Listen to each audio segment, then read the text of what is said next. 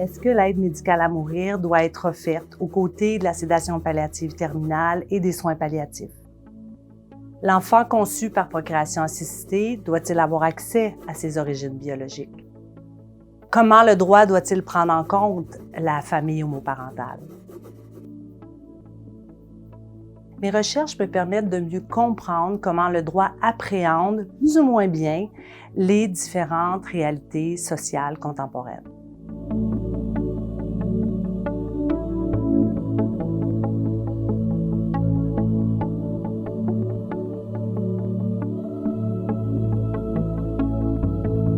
Alors, mon nom est Michèle Giroux. Je fais de la recherche sur plusieurs thèmes en droit des personnes et de la famille, mais également en bioéthique. Je me suis intéressée aux questions qui vont du début à la fin de la vie. Et ces dernières années, je me suis plus particulièrement intéressée aux enjeux sociaux liés à la reconnaissance des différentes formes familiales contemporaines.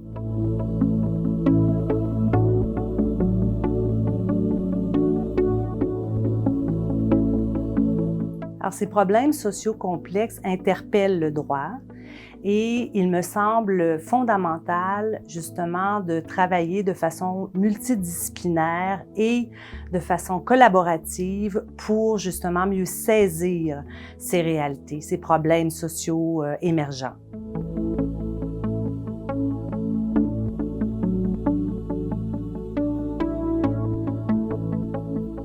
Alors pour moi, les normes ne doivent pas être désincarnées des réalités vécues par les familles. Il me semble parfois limitatif d'imposer une solution juridique au seul nom d'un grand principe de droit comme l'ordre public, par exemple.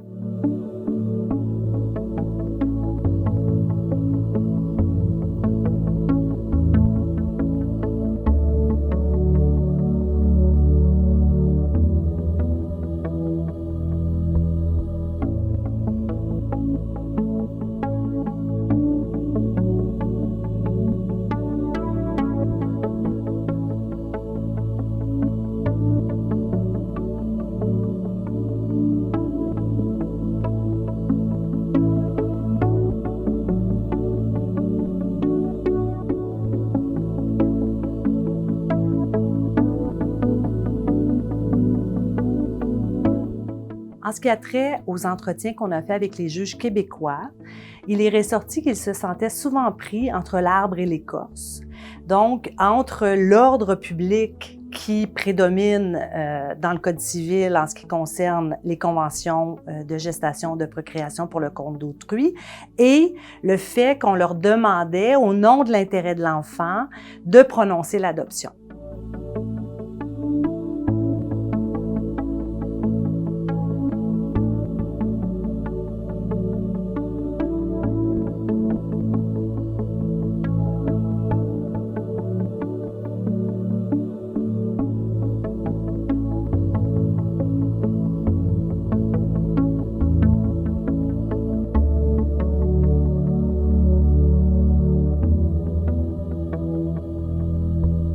En France, les juges se sentaient exactement de la même façon, en ce sens qu'ils nous ont dit qu'ils se sentaient un peu comme une chambre d'enregistrement, où on venait chercher leur approbation à une situation pour laquelle ils n'avaient pas trop leur mot à dire, dans un contexte où le droit était quand même assez strict et où l'ordre public imposait finalement, aurait dû imposer le non-recours à l'adoption dans ce contexte-ci.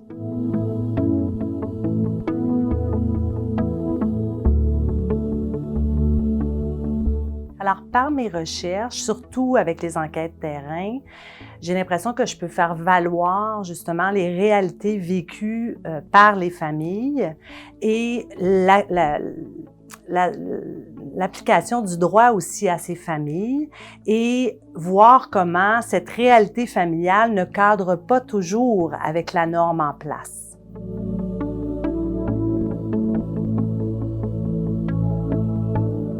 Mes recherches impliquent d'envisager le droit autrement. parfois en tenant compte de l'évolution des réalités familiales et d'autres fois en tenant compte de l'évolution de la science ou de la médecine.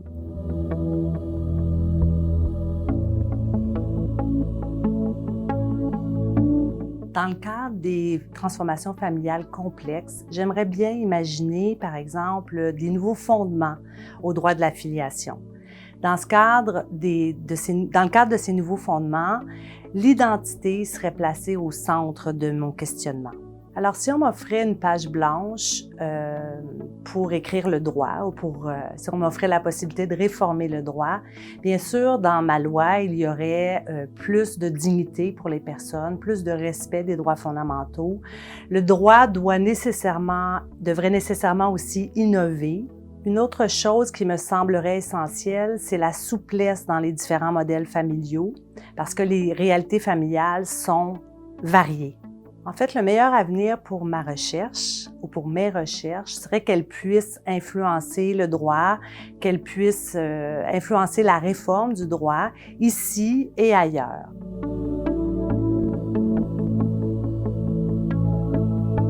Comme chercheur, j'établis un dialogue entre la société et le droit.